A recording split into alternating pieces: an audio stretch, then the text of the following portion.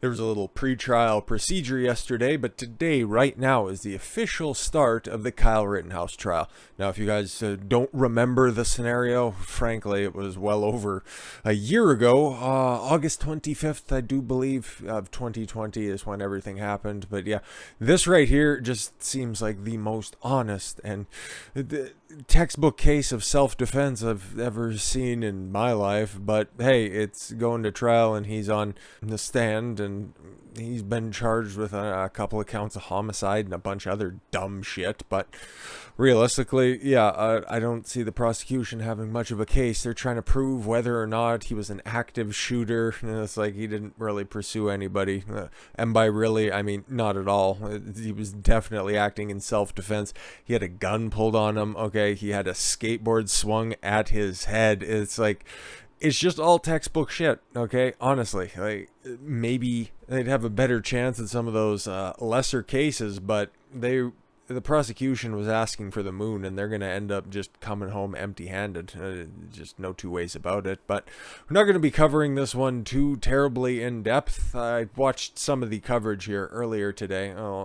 Listened whenever I was training earlier. But yeah, it's just some bog standard shit. If you guys want to tune in, yeah, it's definitely popular at the moment, but I don't think I'm going to be running this down day after day, unless, of course, something, breaking happens in regards to it. But don't anticipate like daily follow-ups, maybe weekly. I don't know how long the trial is supposed to be running either, but we got the opening statements here, so obviously we're going to give everybody a refresher, and we're going to see where things are lining up right now.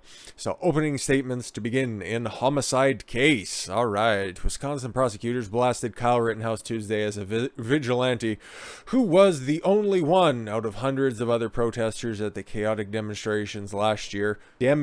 Chaotic demonstration. I think that's a new one. Okay, I haven't heard that one before, but yeah, that's pretty good, I guess. To open fire, leaving 2 men dead and a third injured. Can we just have a round of applause for the fact that he did a community service when nobody else would? Thank you once again. Rittenhouse, 18, he was 17 at the time, who repeatedly yawned throughout the proceedings. Yeah, this is how the mainstream media is fucking framing this. Oh, okay. Listen, he could barely even care less. He was yawning the entire time throughout the opening proceedings.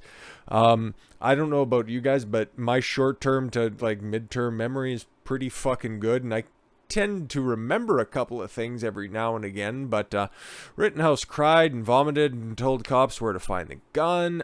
Yeah, he was pretty devastated by the fact that he killed's a strong word, rid the world of a couple of just fucking degenerates. One was a rapist, and the other one beat his girlfriend. And the other one also had charges, old lefty, when he got his fucking bicep blown off. But he was shook up by the situation. You know why he was fucking yawning at the opening statements? He probably didn't sleep that much, okay? When he turned himself over, he was bawling and he fucking vomited when he had to stay in fucking public lockup, okay? So obviously, yeah, the kid's fucking shook. Let's get this yawning out of the way. I like the New York Post. I use them for a fair amount of what I do, but Jesus fucking Christ, you guys. Rittenhouse struggled to stay focused and yawned throughout the homicide trial Tuesday in Wisconsin that will decide whether he spends his life behind bars for a triple shooting. Rittenhouse, 18, let out several yawns as lawyers from both sides preparing to give their opening statements in the Kenosha courtroom about his fatally shooting 2 men and wounding a third last year during the protests over police brutality. That's what we're gonna go with? Okay. He yawned often during the proceedings. Well, did you hear his defense's opening arguments? They were pretty fucking yawn-worthy, but okay. Including when he stood for jurors to enter the courtroom and when his own lawyer began his opening remarks. Yeah, exactly. Okay, the last one's a little bit more forgivable. I bet he got maybe 2 hours of sleep last night. I would just go ahead and throw that one out there.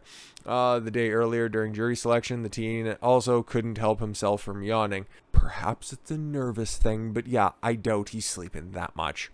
Rittenhouse, who is an aspiring police officer and also wants to be a nurse or a teacher or anything else like that. If you listen to interviews with his parents or anybody else who's in his family, the kid just wants to help. That's why he showed up at the second night of the fucking riots to clean up graffiti and offer medical care. Okay, something we're going to see in the video towards the end of this as well, because there's weirdly some new information out there that the FBI may or may not have covered up. He yawned often, during the proceedings. And anyways, aspiring police officer is accused of fatally shooting Joseph Rosenbaum.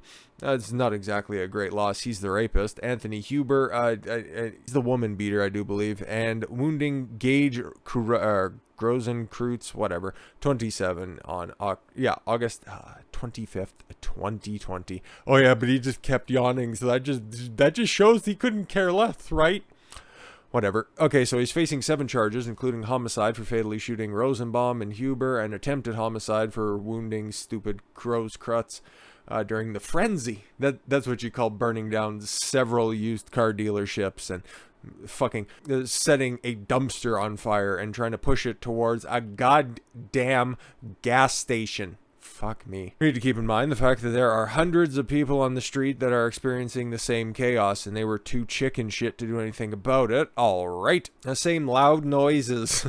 That's just how you're going to dismiss fucking fiery riots, right? Oh, okay, cool. Loud noises, the same gunfire, the same arson, the same tear gas, the same hostile confrontations with people who believe the opposite of them. Yeah, but was anybody else getting provoked and having their head fucking caved in by a skateboard? I don't really know. Kenosha County Assistant District Attorney Thomas Binger told jurors during the opening statements. And yet, out of all of these hundreds of people, only one person killed anybody that night. Only one person shot anyone that night. It wasn't the only rounds that were flying through the air, and there wasn't his expressed, Rittenhouse we can speak about, his expressed purpose for being there was not to kill anybody. Can't say anything about the 2 deceased that are there, but hey, you do you got your own fucking case to push, right? God, these people in the media are so fucking dim. Rittenhouse, who was armed with an AR-15 style rifle, just say a rifle, a black rifle, but I get it, you want to conjure up a certain image, opened fire on the 3 men during unrest and unrest, right, and riots. There were riots, okay, whatever. On August 25th, 2020, following a police shooting 2 days earlier, of Jacob Blake, a black man who was left paralyzed from... that is one way to just gloss over somebody who was resisting arrest, wrestling with police officers, and going back to his vehicle to retrieve a fucking knife. That's one way to put it. Binger claimed that while it was unknown what was said that prompted the triple shootings, I think we got a little bit of clarification on that. It was apparent that it caused the first person shot that night, Rosenbaum, to begin chasing Rittenhouse across the parking lot. So he was being chased by a man who was saying he was going to kill him. And it's like, oh, okay, so it's reasonable to think why they just wanted to have a conversation. Okay. Rittenhouse shot Rosenbaum twice. Again, we just the standing ovation. Shot him twice in the lower extremities before firing at his back when he was trying to turn away, but all right. Then fled without rendering aid, the prosecutor said. Yeah, because somebody else was coming towards him with a gun. But okay. But the prosecutor said that, so I'd imagine he'd probably want to leave that out. The shooting prompting the crowd to go after the armed teen. Again, he fled without rendering aid.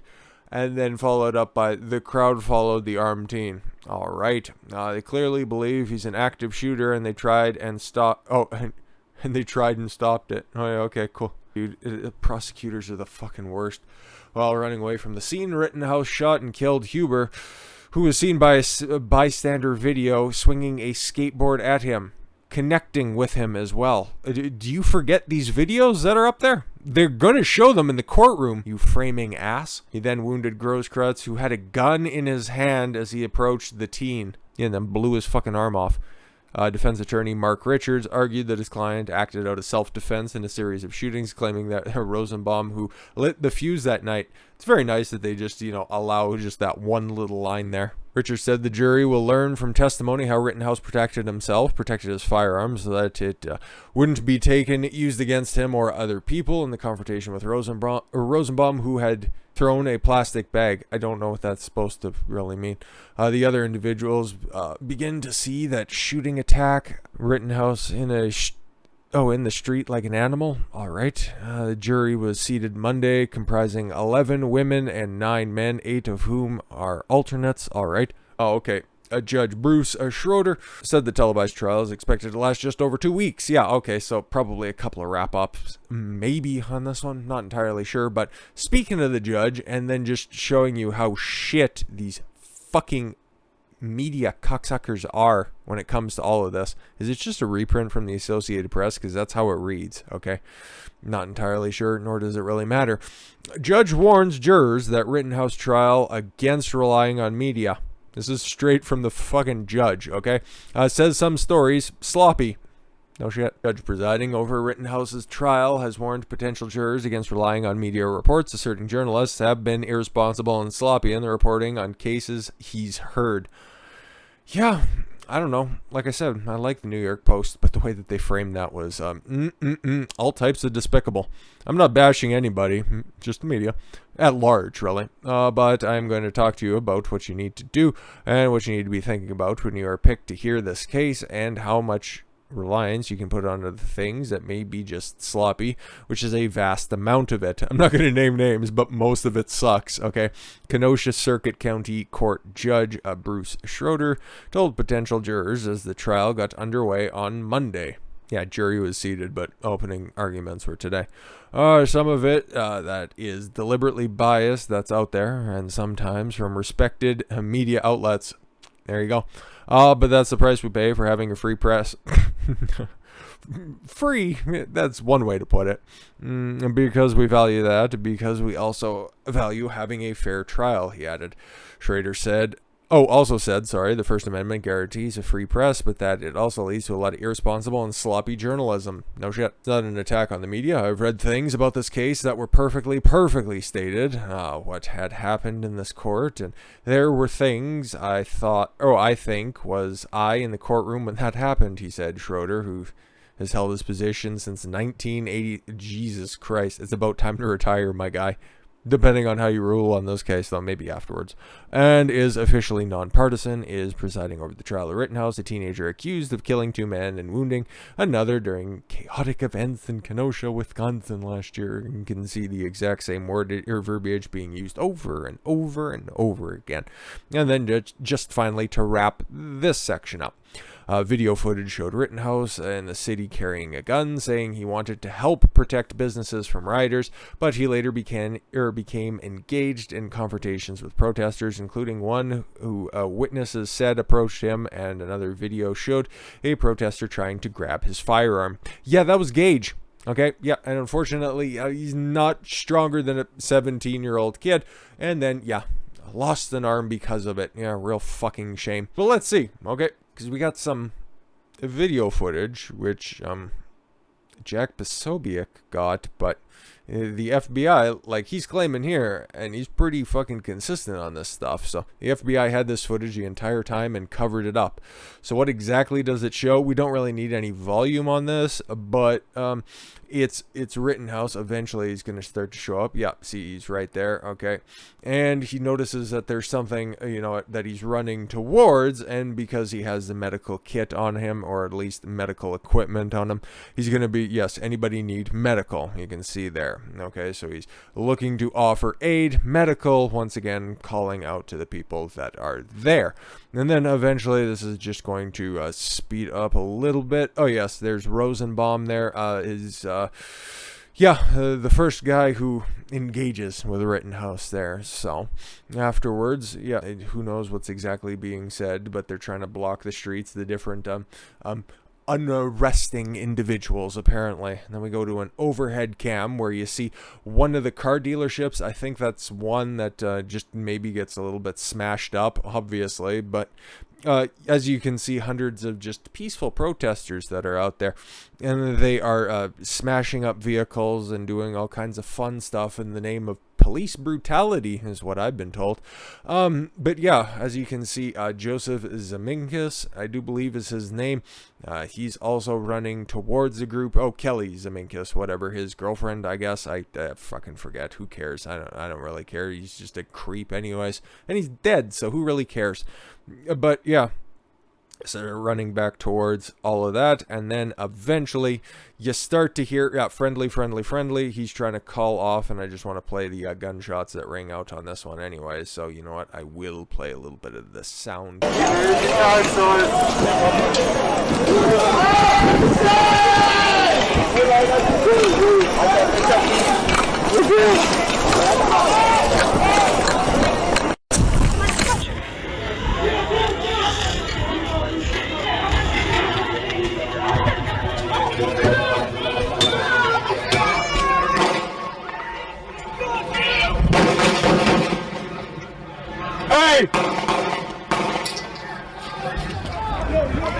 Multiple gunshots from a bunch of different directions, and Kyle Rittenhouse was still trying to run through the parking lot when all of that insanity was happening, and he didn't fire a shot even when he had, it looks like a Molotov cocktail or something being thrown at him, okay? He was not running towards a sympathetic group, okay? That was a group who was actively trying to destroy that piece of property. So yeah, once again, I think that this is a pretty fucking cut and dry scenario of self-defense. But we'll see what happens, okay? Because I don't know what the rest of the day is supposed to hold, but apparently the first witness that was up there for the state did a pretty good job of defending Kyle Rittenhouse. So once again, maybe this will be another one of those scenarios where the trial is like, yeah, it's looking really good for the defense, and then all of a sudden at the end of the day, nah, we don't really want riots, so this guy's gonna have to rot. I don't really see that one on this one, especially the makeup of the jury, because